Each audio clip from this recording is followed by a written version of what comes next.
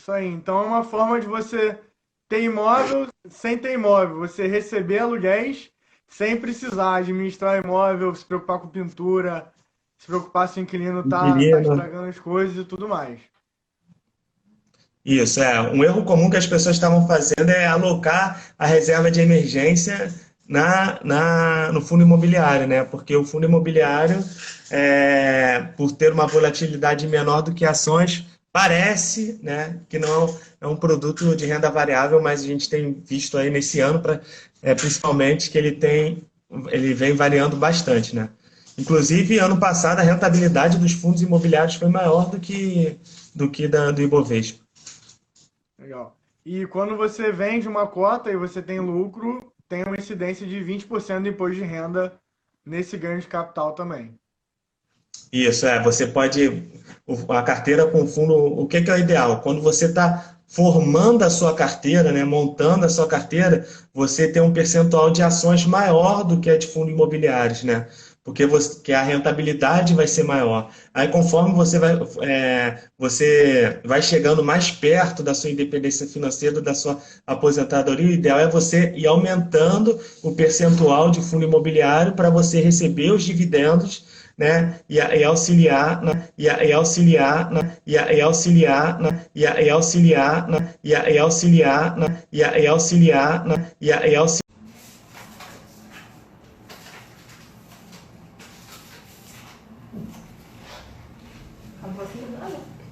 O tempo acabou.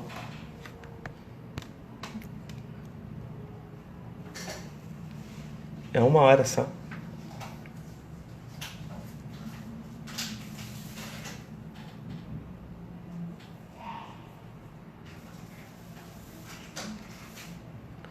Gente, a gente acabou esgotando o tempo, né? O assunto é bem longo, né? Então a gente acabou passando um pouco do tempo, né? A gente acabou falando aqui de fundos imobiliários que de fato, esperar o Marlon que está entrando aqui, que de fato foi o último tema que a gente abordou, né? Voltamos. Voltamos aqui para as considerações finais, né, Marlene? Isso. Só queria. Acho que a gente só a gente podia passar os outros tipos de fundo rapidinho, só para dar uma pincelada e fechar o assunto direitinho. Beleza, então. Beleza? Então, fundo de investimentos em ações. Então, o fundo de investimento em ações nada mais é do que quando a pessoa resolve pegar o dinheiro dela e passar para um gestor financeiro profissional, fazer a escolha das ações para ela, fazer todo aquele gerenciamento para ela. Basicamente é isso. Só que, para isso, eles cobram taxa de administração e uma taxa de performance normalmente. E aí, Algumas têm, né? aquela Vocês rentabilidade têm? que o fundo está mostrando, no final não é o que você vai receber totalmente, né? Isso. Além do imposto de renda. Sim. Foi, acho. A gente tem também a opção dos fundos de investimento multimercado. Se a pessoa, o investidor, não quiser correr tantos riscos, ele pode investir num fundo multimercado, que o que, que é? Fundos multimercado tem um limite do quanto eles podem investir em ações e o restante eles têm que investir em outro tipo de ativos. Então eles podem investir em renda fixa, podem investir em títulos de ouro, podem investir em câmbio, em derivativos. Então eles conseguem fazer uma diversificação maior, eles acabam correndo menos riscos, porém tem uma rentabilidade normalmente menor do que os fundos de ações. Exceto nesse momento de crise, que tem alguns fundos de ouro que estão disparados. Mas são pontuais, né? Quando o Warren Exatamente. Buffett, agora essa semana, falou para os seus acionistas, ele falou que investimento em ações a gente não tem que pensar em anos, a gente tem que pensar em décadas, né? E tudo bem, você vai falar, pô, década? Não, você vai viver mais 10 anos, pode ter certeza disso. E aí sim, o investimento em ações vai ser um investimento com uma rentabilidade esperada próxima talvez dos 8%, 9%, né? Depende muito do que acontecer com a economia, né? E com as empresas, né, listadas nela. E, e também se vai acontecer alguma crise como a gente está passando agora. Exatamente. E para complementar, o fundo multimercado também cobra a taxa de administração e a taxa de performance do igualzinho o fundo de ação, né? Isso. Então, Marlon, se você fosse, claro que a gente não está aqui para indicar ação para ninguém, né? Para indicar ação tem os assessores para isso. Mas se você começar na bolsa agora, com que ação você acha interessante começar? Ah, ações de companhias sólidas, né? Ainda mais nesse momento de crise, não é momento para a gente se aventurar muito. Então Sim. tem, por exemplo, os bancos grandes brasileiros são muito sólidos, então não correm grandes riscos. Então, para começar nos grandes bancos é quase zero o erro. Além do que eles pagam de dividendos, além do histórico de crescimento. Então, eu acho que Bradesco, Itaú são boas opções do momento, né? São empresas, é um setor, né, consolidado, setor de banco, né? Exatamente. É um setor que ganha na crise, ganha na prosperidade, ganha. No Brasil, é o setor que comanda a economia, então sempre está ganhando. Então, ser sócio nesse setor no Brasil é muito benéfico, né? Isso, não seja um correntista de banco, seja um sócio de banco. Exatamente. Vai lá e recebe de volta tudo que você deixa de dinheiro lá. Tá. Recebe tudo de volta em dividendo. Pronto. Isso. Então, o interessante a escolha a gente apresentou aqui alguns ativos de renda fixa e renda variável.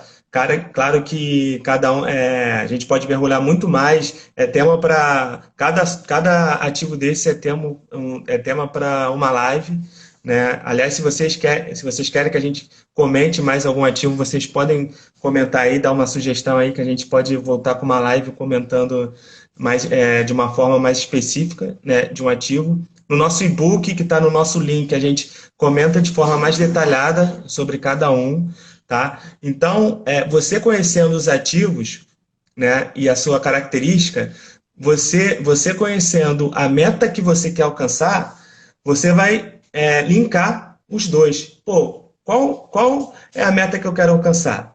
Tá, qual é a rentabilidade que eu preciso para alcançar essa meta? De repente você precisa de uma rentabilidade de 3,65%. Então, para que se arriscar investindo em ações? Não, vou investir aqui no Tesouro Selic que eu tenho maior segurança. Ah, eu preciso de uma rentabilidade maior. Eu estou em busca de uma rentabilidade maior. Então, eu vou aqui montar uma carteira de ações, né? E dentro dessa carteira claro, se o investimento for para o longo prazo, e dentro dessa carteira eu vou procurar ativos que atendam a rentabilidade esperada, que eu estou procurando. Exatamente. Toda a estratégia depende das suas metas, depende do seu perfil de risco também, né?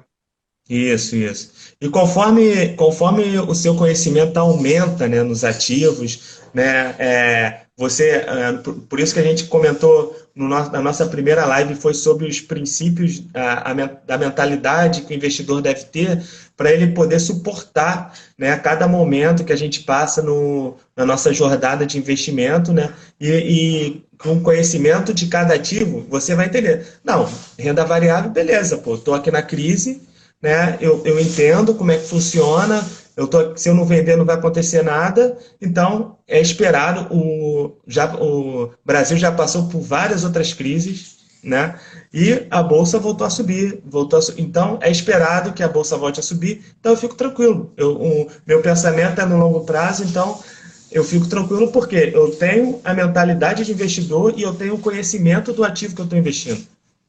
Exatamente. O variável varia para cima e para baixo, né? Então, Exatamente. isso como foi na semana passada, eu acho que aqueles fundamentos lá que a gente apresentou tem que estar bem consolidados e já no sangue de quem vai se aventurar pelos investimentos agora, né?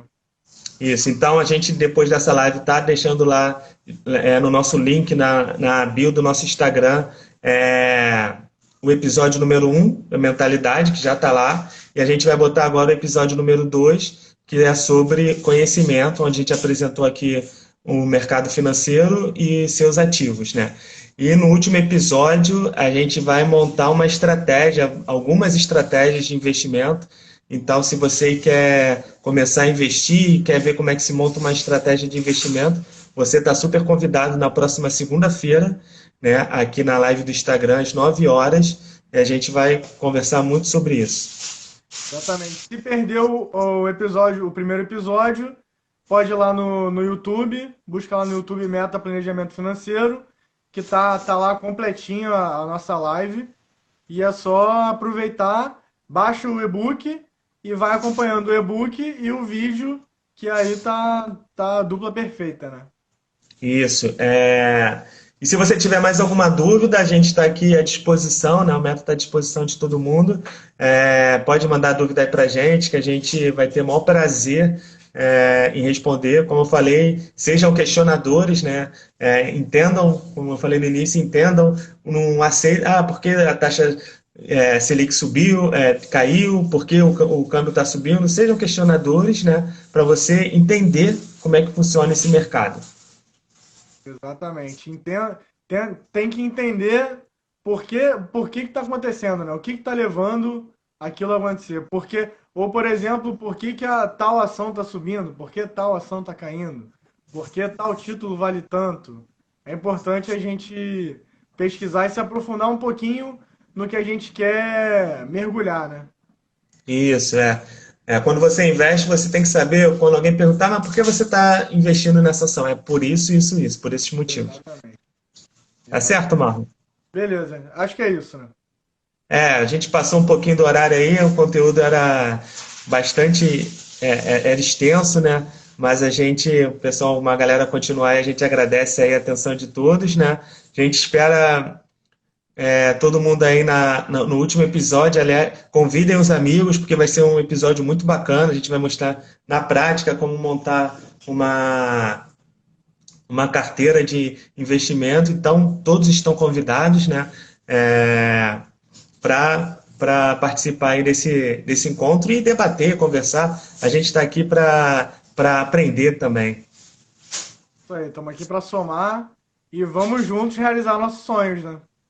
Isso aí. Agradeço a todos aí, a noite de hoje. Um forte abraço e uma ótima semana aí para todo mundo. Tchau, Valeu? tchau, Boa boa noite, meu noite. amigo.